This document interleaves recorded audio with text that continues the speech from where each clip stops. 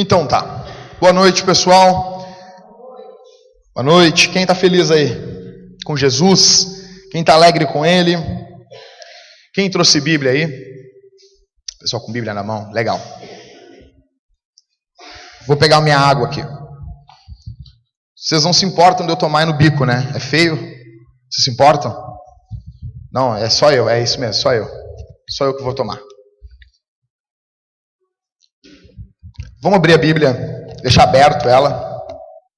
Pode baixar um pouquinho, irmão Jersey. Pouquinha coisa no meu microfone. Som, tá bom. Tá bom assim. Filipenses capítulo 1 e o versículo 1 e o versículo 2. Vamos meditar aí nessa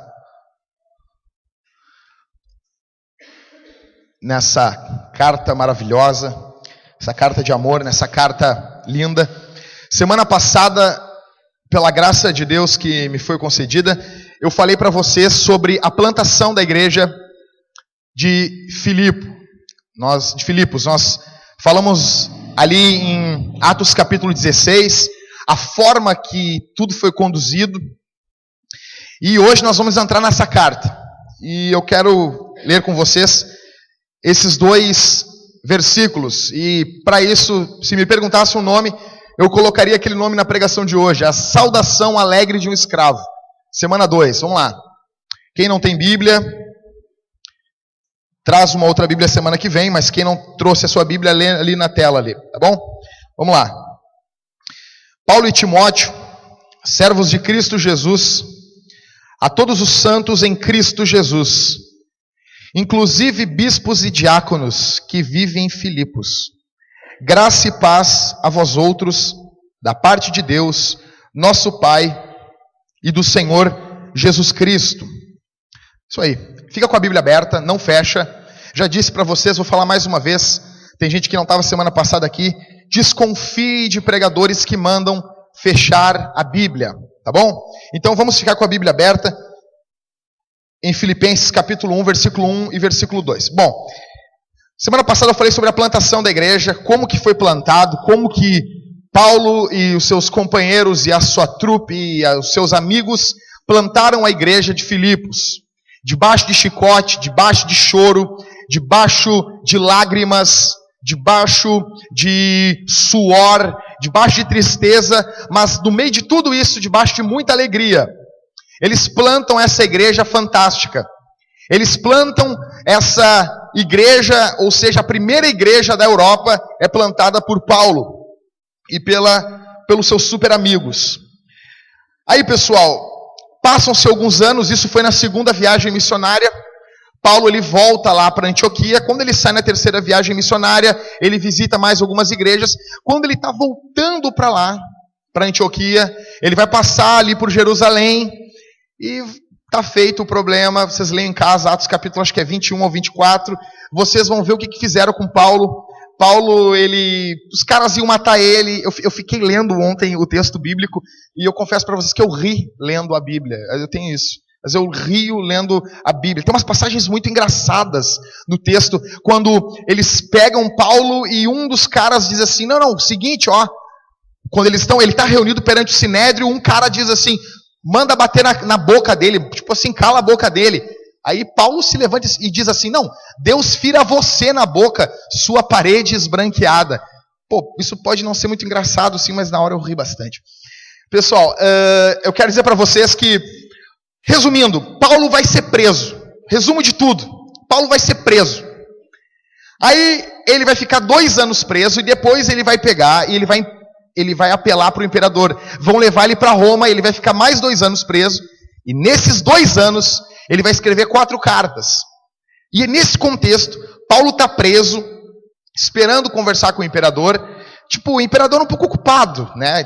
Tem uma fila. Não, cara, tu vai lá esperar o imperador. Quanto tempo Paulo esperou? 2 anos para conversar com o imperador, né? Tipo, o imperador, naquele período que o cara, não quero falar com ele. E deixa ele esperar 2 anos. Paulo ficou esperando 2 anos. Nesse contexto, pessoal, Paulo escreve essa carta. E antes de entrar aqui no capítulo 1, nós começarmos a meditar na carta propriamente dos Filipenses, tem algumas questões nessa carta que, depois da plantação, essa carta ela vai evidenciar algumas coisas fantásticas. Primeiro, essa carta ela é um recado de amor, muito mais do que uma exposição teológica, muito mais. Paulo ele vai tratar de assuntos teológicos nessa carta. Não existe nenhuma revelação no Novo Testamento maior sobre Cristo, sobre a cristologia. Nós tivemos 12 pregações sobre Jesus. Não tem, talvez, uma explicação melhor. Vai ter a palavra grega kenosis. Na verdade, eu nunca sei como é que se pronuncia as palavras gregas. Se são paroxítonas, oxítonas, não sei. Mas essa palavra vai falar do esvaziamento de Cristo. Ela vai falar de todo o mistério da encarnação de Jesus. São muitos assuntos teológicos na carta. São. Só que acima disso, essa carta é um bilhete de amor de Paulo para a igreja aos Filipenses. Por quê? Primeiro, o principal motivo desse escrito é gratidão. Pessoal, olha aqui para mim. É gratidão. Paulo estava diante de perseguição, estava diante de uma prisão, estava diante de inimigos da cruz, inimigos do evangelho, inimigos da verdade revelada de Deus em Cristo. E mesmo assim, Paulo tinha tempo para ser grato. Vocês entenderam isso? Isso aqui é fantástico. Quando eu li isso ontem, eu fiquei muito feliz. Porque eu fiquei pensando, meditando, quanto o período que nós vivemos da história é um período de engano. Nós vivemos um período onde a verdade de Deus está sendo trocada. Onde você liga uma televisão e você vê um cara mentindo em nome de Deus. E isso, pessoal, vai nos trazendo uma raiva muitas vezes. Eu estou falando por mim aqui. Isso vai trazendo raiva, vai trazendo sentimentos ruins. Nós temos aquela tendência a combater o erro, e isso é bom.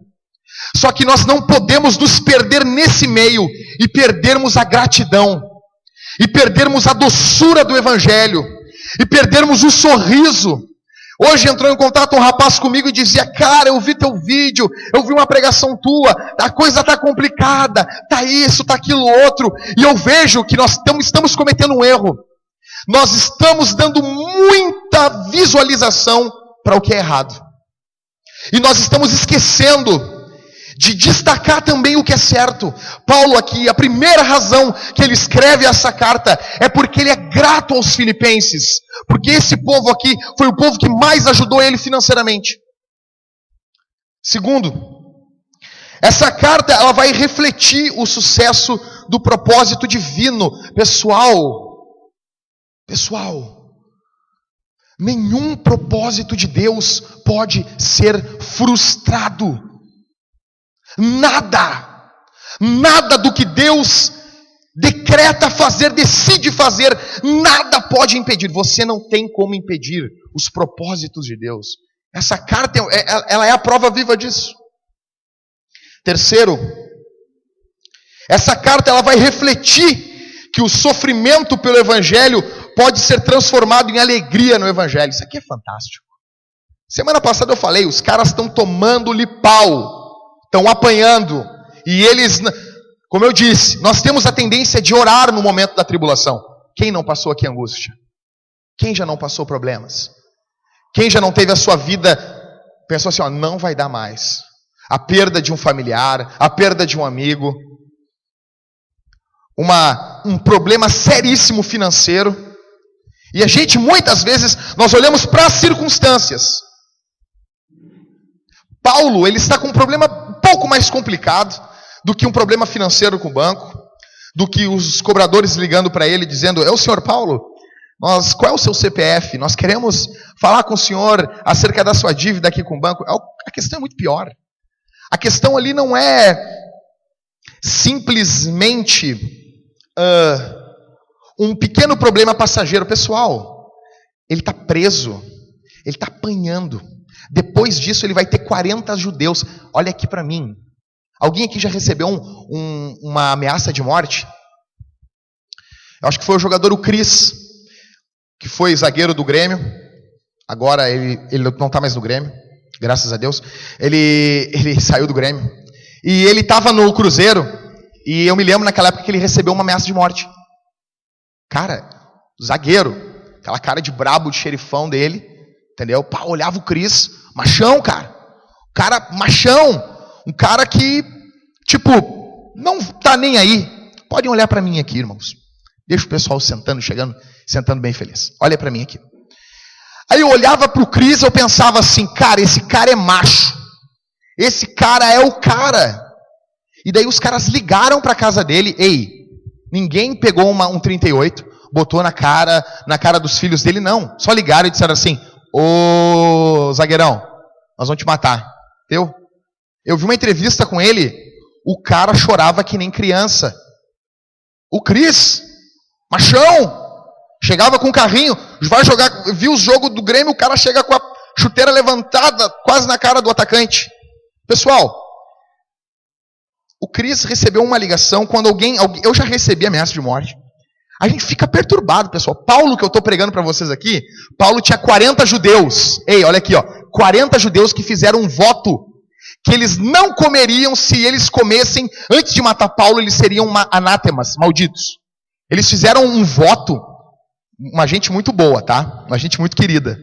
Eles se reúnem e fazem assim, ó, seguinte, nós vamos fazer um voto, e se a gente não, enquanto a gente não matar Paulo, a gente não vai comer. Povo de Deus, tudo com Bíblia na mão. Paulo, esse é o cara que está escrevendo essas cartas, que consegue meditar nas coisas de Deus com 40 pessoas declaradas querendo matar ele, preso, sendo chicoteado. Então, essa carta, em terceiro lugar, ela vai refletir que todo o teu sofrimento, todo o sofrimento que tu passa no Evangelho, ele pode se transformar em alegria. Pensa isso. Todo o sofrimento que tu passa no Evangelho, ele se transforma em alegria. Paulo está lá. O texto em Atos 16 não vai dizer que Paulo não estava só orando, porque no sofrimento a gente ora. Tiago vai falar isso. Tem alguém sofrendo entre vocês? Alguém está sofrendo aí? Ore. Alguém está alegre? Cante louvores. Pessoal, Paulo, ele está cantando. Lindo isso, mas eu tenho que continuar. Em quarto lugar, essa carta ela vai refletir que nenhuma circunstância pode frustrar os soberanos propósitos de Deus. Paulo está algemado, Paulo está vigiado, ele está preso em meio a tudo isso. E ele está escrevendo uma carta pregando o Evangelho para toda a guarda pretoriana. Isso é fantástico. Em quinto, essa carta vai refletir a verdade gloriosa. Isso aqui, se eu conseguisse, se eu não tivesse 98 quilos, eu ia dar uma cambalhota aqui para expressar a alegria que eu tenho em ler o que eu vou ler. Presta atenção. Essa carta reflete a verdade gloriosa de que a alegria do cristão é ultra circunstancial.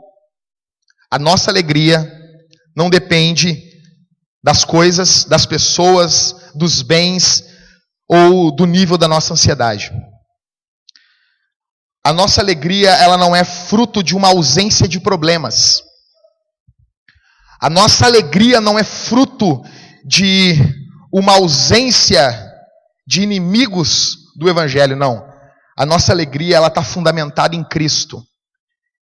E se algum dia alguém conseguir atacar Cristo, daí alguém ataca a nossa alegria. Mas vamos agora meditar no texto. Fica com a Bíblia aberta aí. O que a gente aprende com essa saudação? Paulo, ele começa e ele abre a carta aos Filipenses com o nome dele, Paulo e Timóteo. Timóteo provavelmente estava preso com ele. Ele diz, servos de Cristo Jesus, está se identificando, a todos os santos em Cristo Jesus, inclusive bispos e diáconos que vivem em Filipos. Graça e paz a vós outros da parte de Deus, nosso Pai e do nosso Senhor Jesus Cristo. O que isso aqui tem a ver com a tua vida? O que isso aqui tem a ver com o teu dia de amanhã? O que isso tem a ver com o teu levantar, com o café da manhã que tu toma? O que a gente aprende com essa saudação? Primeiro, pessoal, primeira coisa que nós vamos aprender aqui. Deus é quem escolhe os seus servos. Leia comigo. Filipenses 1, capítulo 1, primeiro nome, diz Paulo. Pare aqui. Paulo, quando a gente fala em Paulo, vai ter gente que vai dizer assim, Paulo foi um grande homem de Deus. Paulo, o Hernandes Dias Lopes diz que Paulo, ele é um cara que ele enxerga por cima dos ombros dos gigantes. Que coisa poética, que coisa bonita. Paulo escreveu 13 cartas do Novo Testamento. Paulo pregou o Evangelho para quase todo o mundo da época que ele viveu. Paulo se preocupou, foi preso, viveu em algumas cidades, não teve morada certa, abriu mão de casar em prol do reino, viveu em celibato. E nós ficamos dizendo as qualidades e os predicados fantásticos desse missionário, desse plantador de igreja, desse escritor neotestamentário.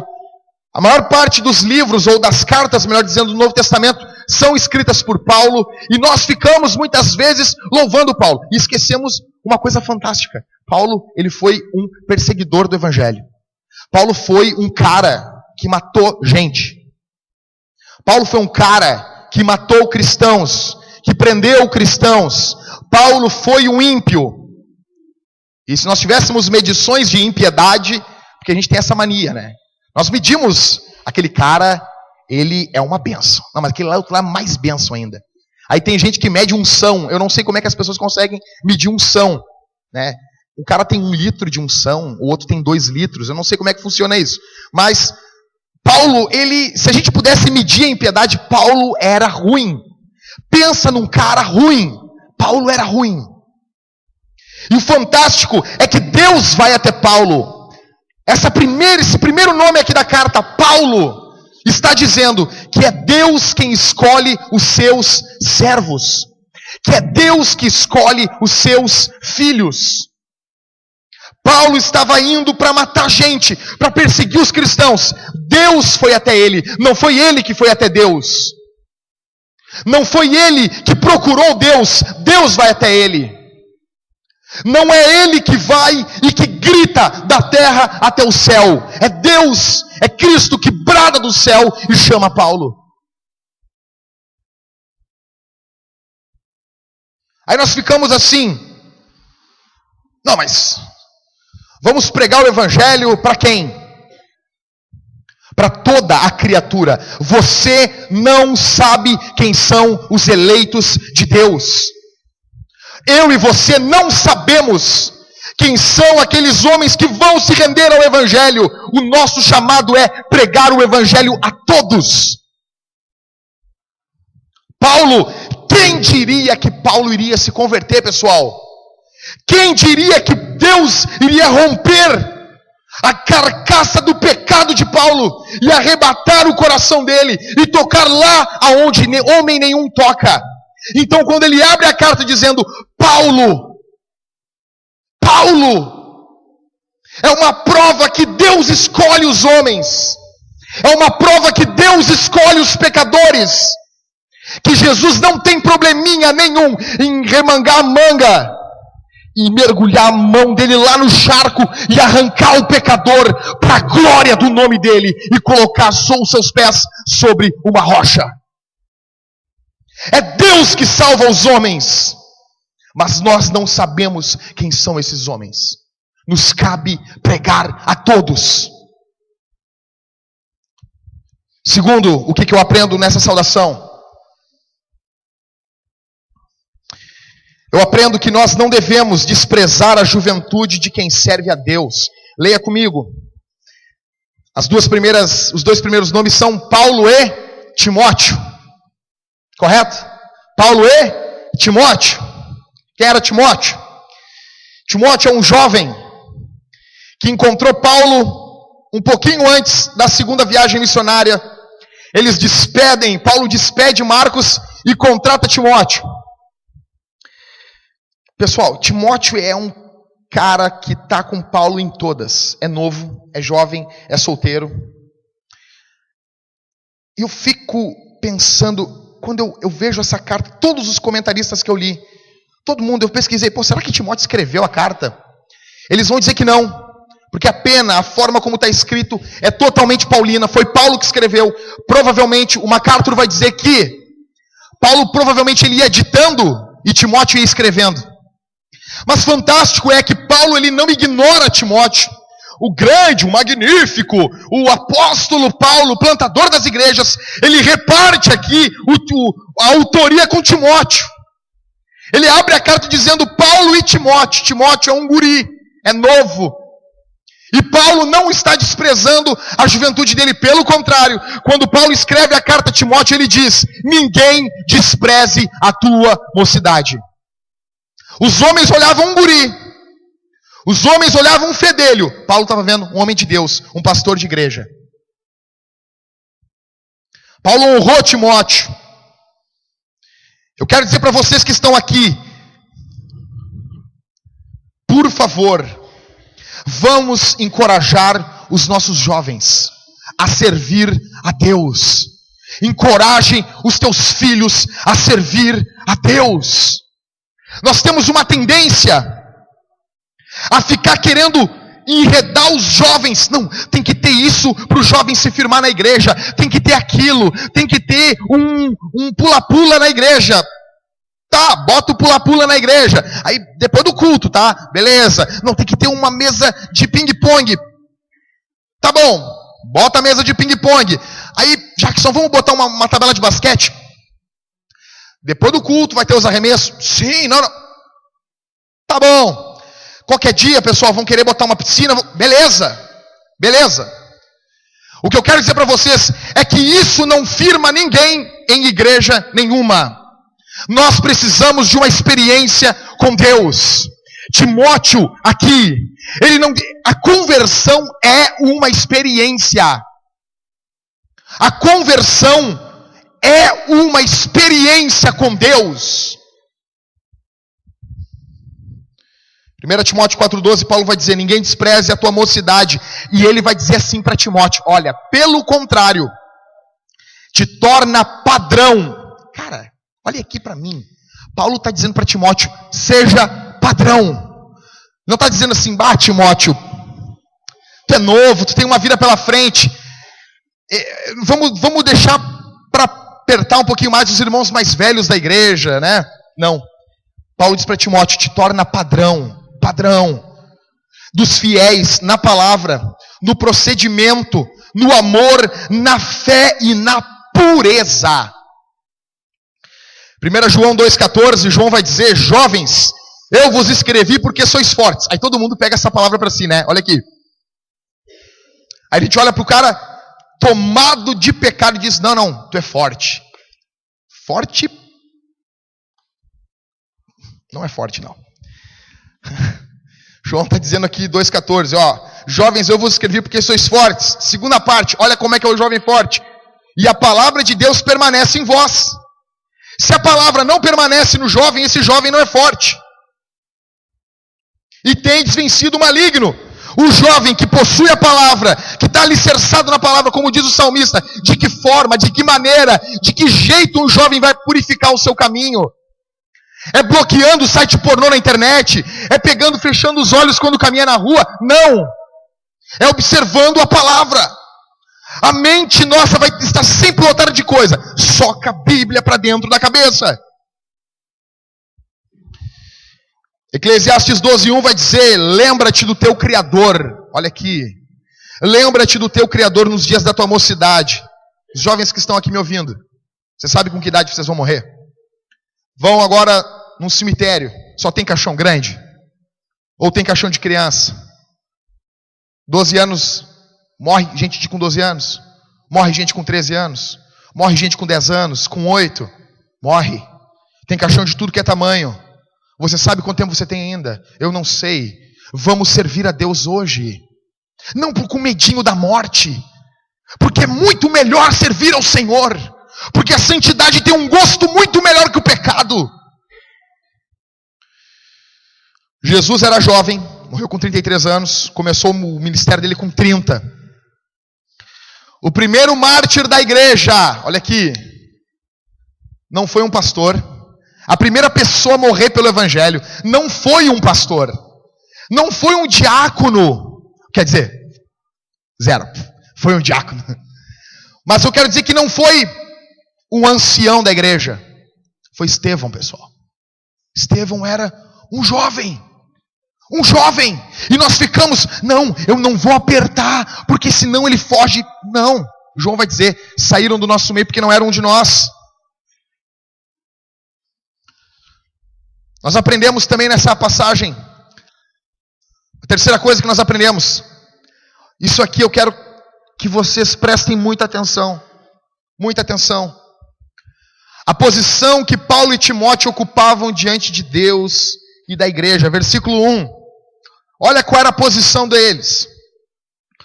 Paulo e Timóteo, servos de Cristo Jesus. Vou ler de novo. Paulo e Timóteo, o quê?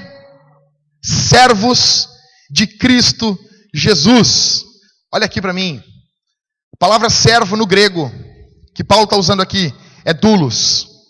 Doulos quer dizer escravo. O apóstolo Paulo está escrevendo a carta e está dizendo assim: Paulo e Timóteo, escravos de Cristo. Doulos. Esse servo, ele no grego é doulos, é escravo. É alguém que é propriedade exclusiva de alguém. 1 Coríntios capítulo 9 vai dizer: vocês foram comprados por um alto preço. Glorifiquem a Deus nisso. O escravo, ele é um pouquinho diferente de um servo comum. O servo comum, ele vai, ele volta, ele pode trocar de amo. O escravo não. Ele é daquele senhor para sempre. Paulo está dizendo: somos escravos de Cristo. Alguém pode dizer assim: ah, mas isso é humilhante. Não é não. Agostinho, ele tem uma frase linda, ele diz assim: quanto mais servos de Cristo somos, mais livres nos sentimos. Não tem para onde fugir. Ou você é escravo do pecado, ou você é escravo do teu Criador. Só que a diferença é que essa escravidão com Cristo, ela é liberdade no Espírito. Pessoal, como que Paulo se via? Paulo, ele abre a carta dizendo, a igreja entende essa linguagem. Ele está dizendo, ó, Paulo e Timóteo, ele não diz em momento algum que ele é apóstolo, ele não precisa defender o apostolado dele. Ele abre dizendo, Paulo e Timóteo, escravos de Cristo. Ah, mas Jackson, eu acho que foi só aqui que ele teve uma crise de humildade. Porque os filipenses eram muito amigos dele. Então ele não precisava defender o apostolado dele. Então na carta aos Coríntios ele vai ter uma atitude um pouquinho mais arrogante. Porque ele vai dizer, o apóstolo Paulo, porque ele tinha que defender o apostolado dele com os coríntios. Será que é isso? Olha o que diz 1 Coríntios, capítulo 3, versículo 9. Porque de Deus somos cooperadores, lavoura de Deus, edifício de Deus sois vós. Olha o que Paulo está dizendo. Porque de Deus somos cooperadores. Ele está dizendo que ele é cooperador de Deus. E a igreja é um edifício de Deus. Dobre a tua atenção aqui. A palavra grega para cooperador é sunergoi. Ela traduzida por cooperador. Nós traduzimos ela como cooperador, mas em grego é sunergoi. E ela quer dizer aqueles remadores. Quem aqui viu Ben-Hur? Sem ser o Cleimer, a Beth e o Cristiano, que eu sei que já viram Ben-Hur. Quem aqui viu Ben-Hur? É o segundo ou é o terceiro aquele que a gente viu? Aquele lá. Mas, é o primeiro? Charles Heston. Não. É, esse cara aí. Bonitão, bacana. E o cara, quem se lembra da cena que ele tá lá embaixo do navio remando, lá no fundo, lá na parte de baixo do navio, tá o pessoal tudo preso remando. Que bom que vocês se lembram. Tem lá embaixo, o pessoal tá remando. Tinha 2 níveis de remadores. Um que ficava na parte de baixo, empurrando o navio para cima, e os remadores de cima ficavam remando para frente. Paulo está dizendo, nós somos os sunergoi de Deus, nós somos os cooperadores. O sunergoi era o pessoal que ficava na parte de baixo. São os condenados à morte são aqueles, se o navio naufragar, são os que morrem primeiro. Vocês se lembram no filme Ben-Hur? Eu sei que todos vocês viram, o filme é bem curto, né? Não caiam na conversa das pessoas que dizem, não, vamos ver Ben-Hur. Quanto tempo tem esse filme? 1h30. Aí tu fica 4, 5 horas sentado vendo o filme, tá bom? Então, se vocês forem ver esse filme, pega uma almofada bem macia. Aí, pessoal, eles estão remando. E eles estão acorrentados remando. Eles são os primeiros a morrer. Paulo está dizendo, nós os apóstolos, nós os pastores, nós os pregadores, a nossa posição no reino é essa. Nós somos os cooperadores, aqueles que estão sustentando, aqueles que, se acontecer uma tragédia, são os que devem morrer primeiro. Aos Filipenses ele diz que ele é escravo. Aos Coríntios ele diz que ele é um simples remador.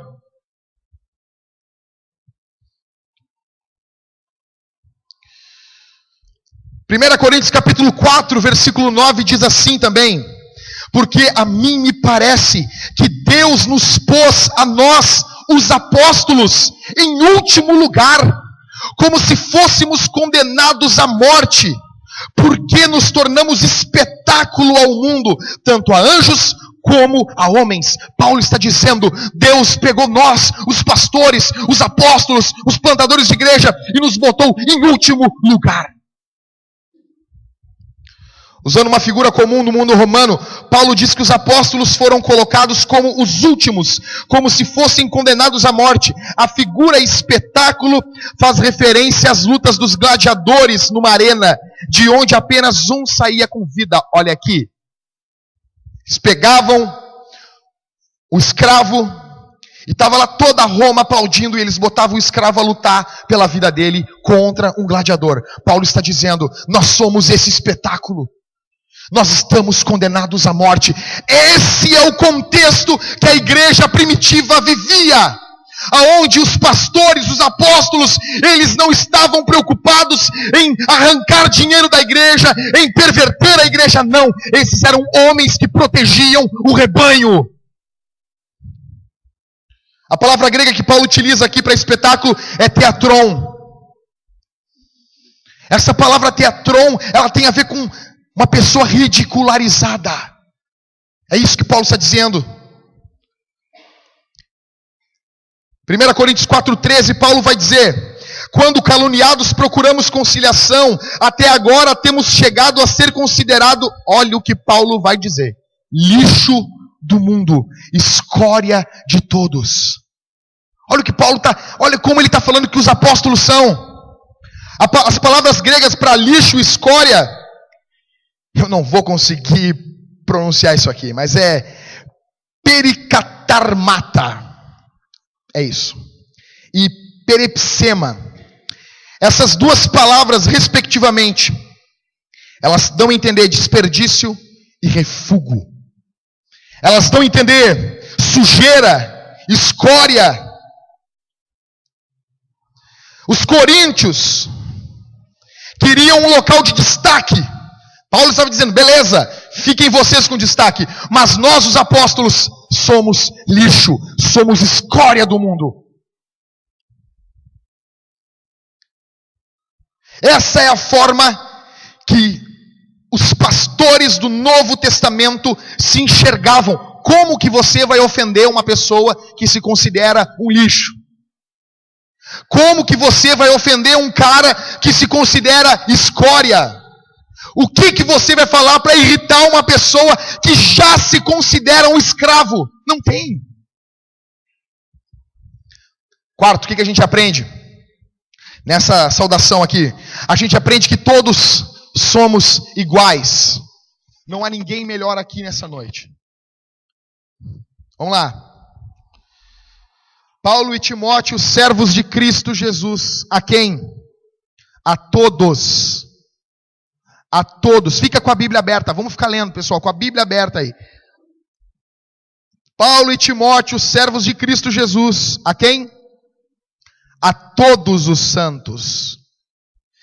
Na igreja, ninguém está classificado por posição social, por posição intelectual, ainda que muitas igrejas classifiquem a pessoa por quem tem mais ou quem tem menos, ou aquele que sabe mais.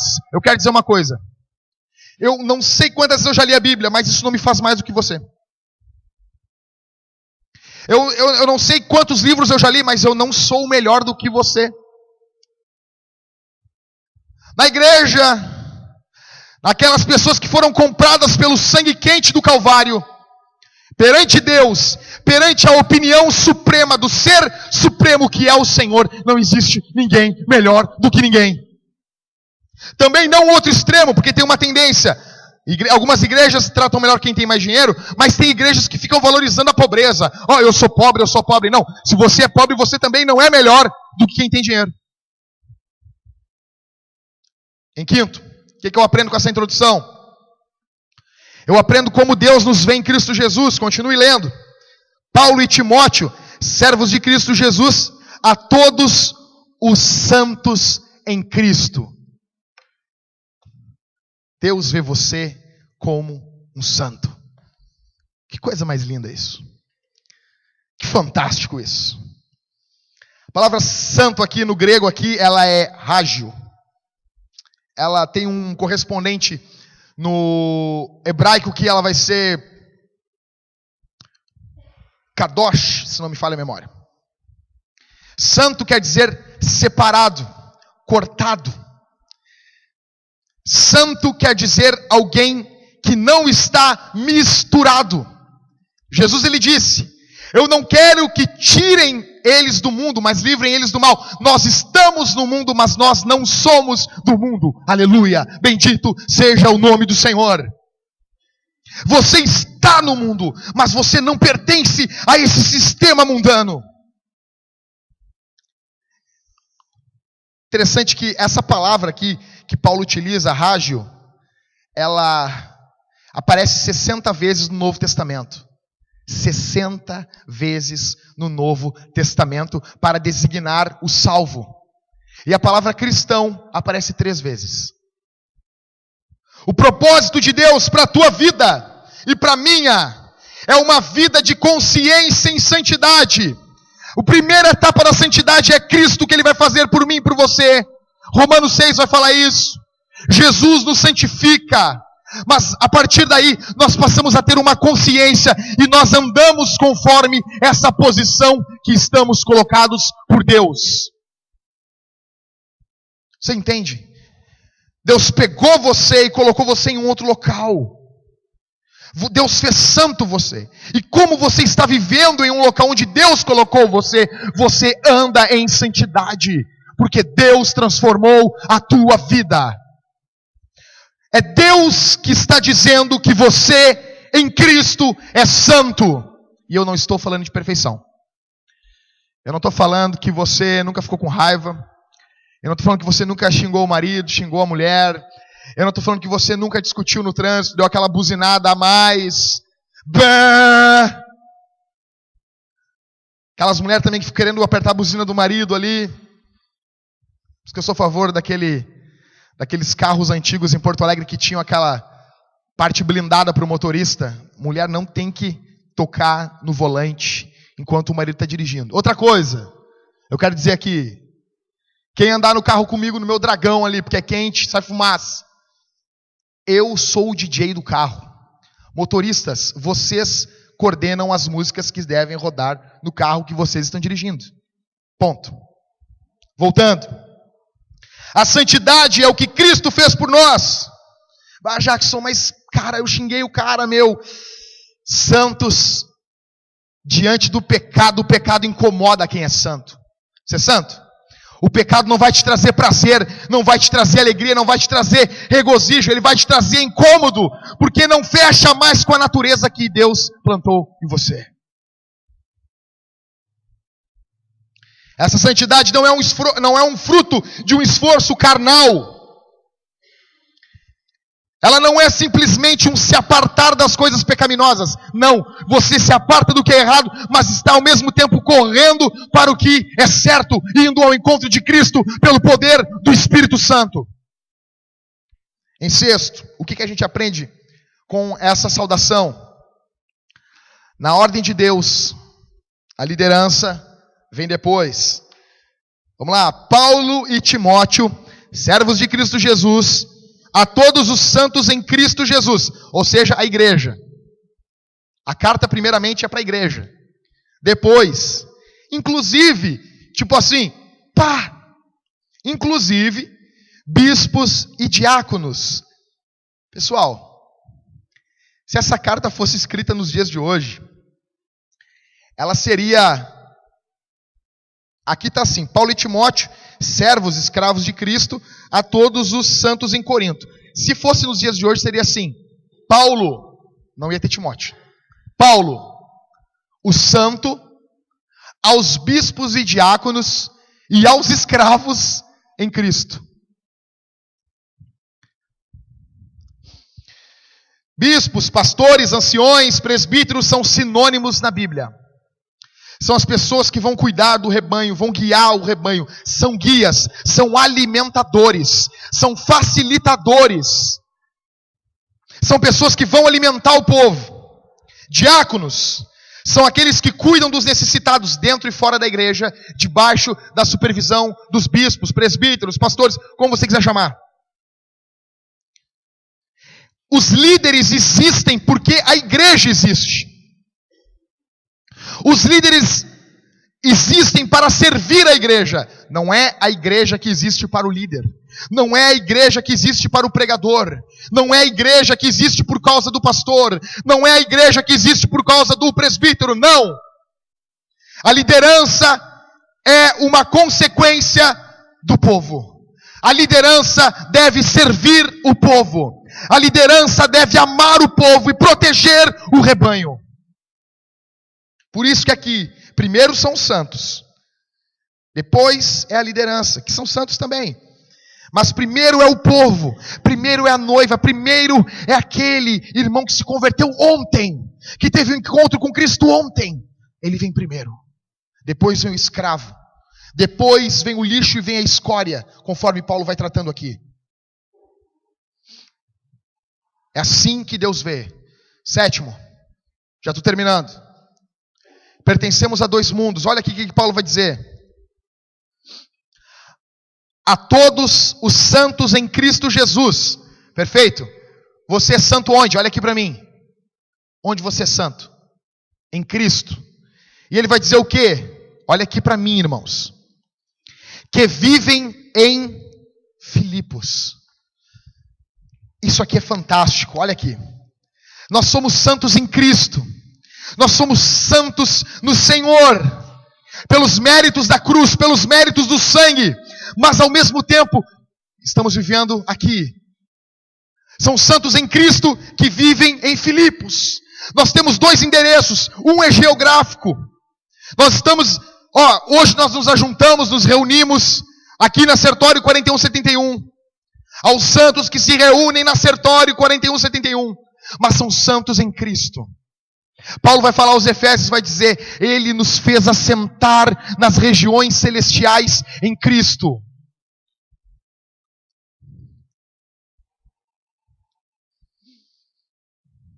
Nesse mundo, você está me ouvindo aqui, pessoal, olha aqui. Nós temos perseguições, nós temos angústias, nós temos tribulações, nós temos provações, nem sempre nós temos vontade de cantar uma linda canção. Nem sempre nós estamos sorridentes e os pássaros estão cantando belos na nossa janela quando a gente levanta segunda-feira de manhã. Isso é a nossa geografia, isso é o dia a dia, mas ao mesmo tempo nós estamos em Cristo. Existe uma segurança inabalável. Jesus disse, ninguém, do grego ninguém, arrebata as ovelhas da minha mão. Não tem. Não existe nada que pode nos separar do amor de Cristo. Nada. Oitavo, o que eu aprendo aqui? Entendemos que não existe paz sem graça. Eu quero ter paz na minha vida. Olha o que diz o texto. Paulo e Timóteo, servos de Cristo Jesus, a todos os santos em Cristo Jesus, inclusive bispos, diáconos que vivem em Filipos. Versículo 2. Graça e paz. A saudação no Antigo Testamento era paz. Algumas igrejas incorporaram ela e dizem assim: a paz do Senhor, meu irmão. A paz do Senhor. Isso aí para a juventude, isso aí, cara, eu já vi motivo de vergonha. Eu estava com um amigo meu uma vez, ele estava conversando com a guria, e ele não estava evangelizando ela. Não. Ele queria o corpo dela. E ele está ali falando para a menina, falando, e um outro amigo meu, para sacanear, chegou e disse: e aí, Timóteo, paz do Senhor. E ela: tu é crente. E saiu. E as igrejas gostam disso, né? Paz do Senhor. Só que o cumprimento aqui não é paz. Não. O cumprimento neotestamentário não é paz. O cumprimento é graça e paz. Porque não existe paz com Deus e paz de Deus sem a graça. Você que está aqui essa noite, você não terá paz. Você não terá águas tranquilas sem a graça de Deus. Nós não temos paz, porque existem dois tipos. A paz com Deus, que é a raiz. Nós temos que ter paz com Deus. Não adianta querer ter paz com o marido, paz com o filho. A nossa vida é uma vida de inimizade contra Deus. Nós queremos ter paz com o mundo, mas estamos rebelados contra o Criador. A palavra paz quer dizer eirene, do grego, e graça, charis. Essas palavras aqui, a palavra graça, ela dá uma tendência de alegria, de beleza. Ela dá uma ideia de adorno, de singeleza. Essa palavra graça.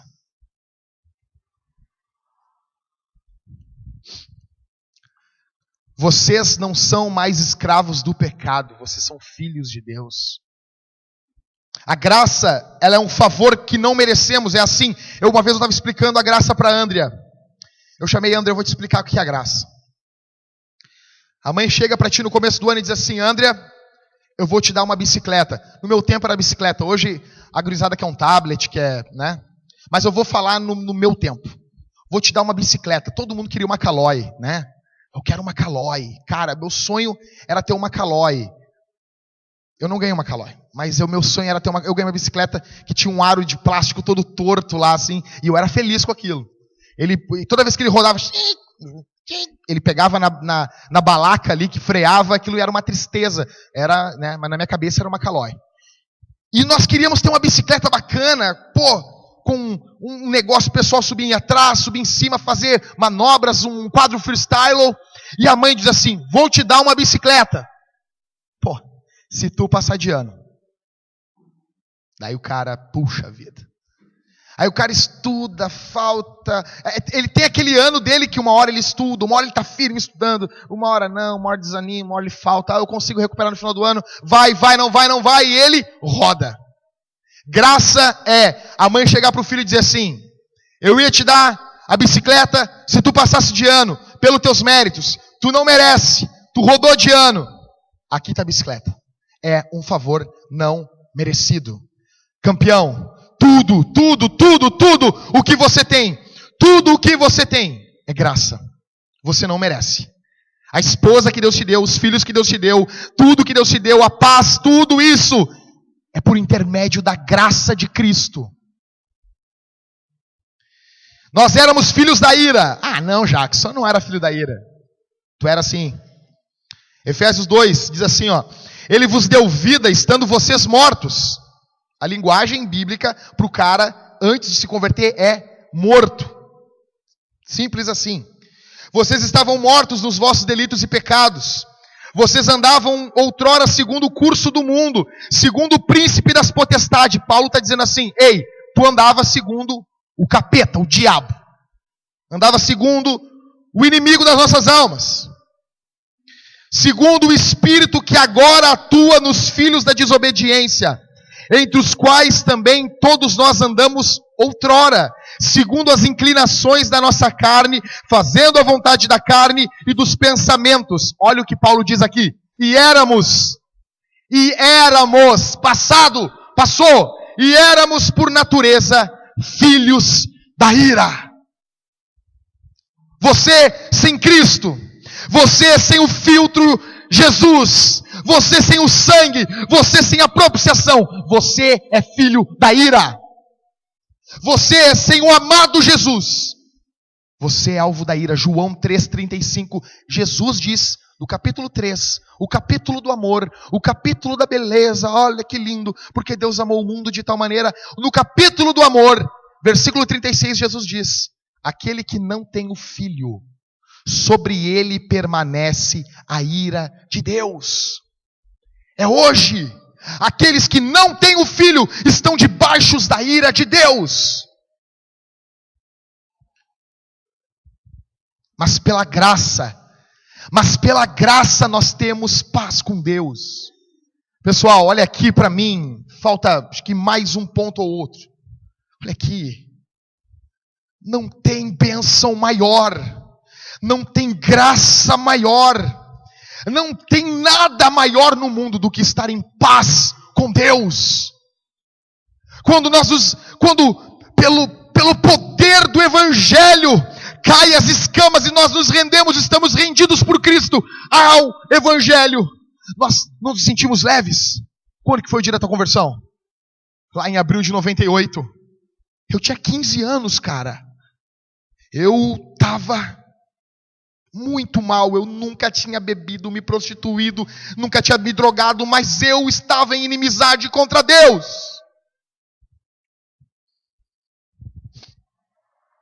E pela graça, eu tenho paz com o Senhor agora.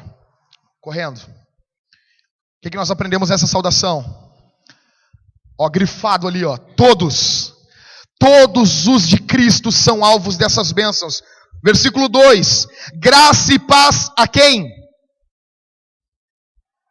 A vós outros, de forma abundante. Graça e paz a vós outros, Paulo está dizendo. Graça e paz a vós outros. Essas bênçãos, elas não são administradas segundo algum critério humano.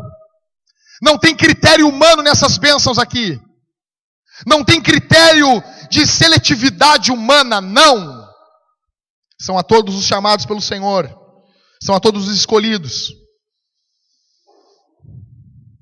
Mas, antes de mais nada, pessoal, eu quero deixar uma coisa clara para vocês. Esse graça e paz aqui, ele não é só um cumprimento do começo de uma carta. Ele tem que ser uma experiência do dia a dia. Ele tem que ser uma experiência do hoje. Essa graça, essa paz, tem que ser uma experiência da tua vida, dia após dia. Em último, eu aprendo que Deus é a fonte de toda a boa dádiva, e o meio por qual essa dádiva vem é Cristo. Versículo 2. Graça e paz a vós outros. Da onde vem essa graça e essa paz? Da parte de Deus, nosso Pai, e do Senhor Jesus Cristo, ou nós podemos aqui entender como por intermédio do Senhor Jesus Cristo. Essas graças, essas bênçãos de Deus, todas as bênçãos que Deus já te deu, não é, primeiro, não vem do teu esforço. Segundo, não vem do pastor, não vem da igreja que tu congrega, não vem da instituição que tu frequenta, não vem do trabalho da onde tu trabalha. Não, vem de Deus. Por isso que todas as vezes, quando eu sento na mesa para comer, eu e minha esposa, ou quando me pedem para orar em outra casa, eu digo sempre assim: Senhor, obrigado pela comida que tu coloca nessa mesa, pela comida que o Senhor coloca. Essa roupa que você está vestindo foi o Senhor que te deu. O ar que hoje você respira sem pagar nada. Não chega uma conta no final do mês na tua casa: olha, tantos litros de ar tu respirou esse mês, paga tanto. É a graça de Deus.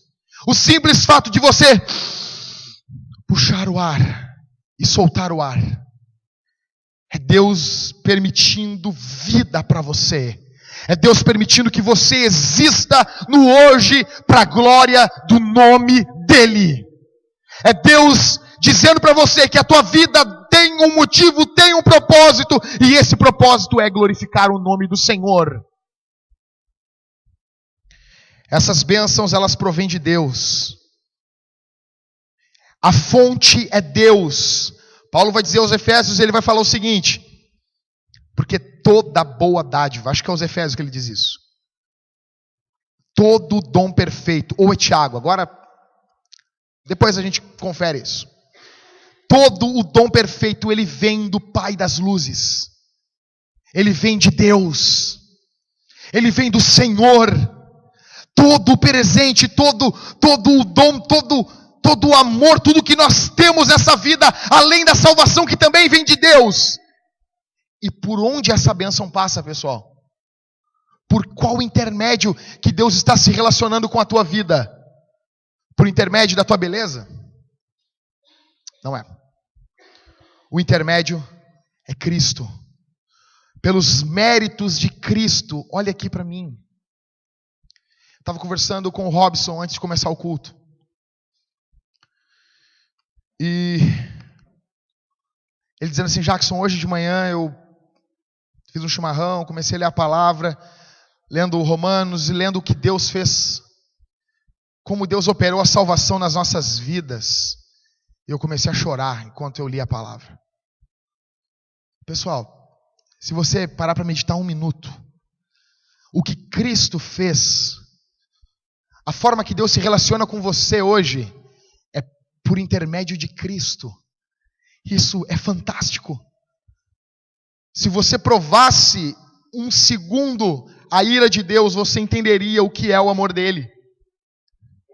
Se nós estivéssemos debaixo do juízo hoje, porque Deus escolhe se relacionar conosco através dos méritos de Cristo. Por isso que hoje nós vamos participar da comunhão aqui, confiando no sangue poderoso de Jesus, confiando não nos nossos méritos, confiando naquele que nos chamou, aquele que nos justificou, aquele que pagou o preço por mim e por você, que cancelou o escrito de dívida que era contra nós. Ele pegou todos os teus pecados e lançou no mar do esquecimento em Cristo. Em Cristo. Em Cristo. Glorifique a Deus aqui essa noite por Cristo.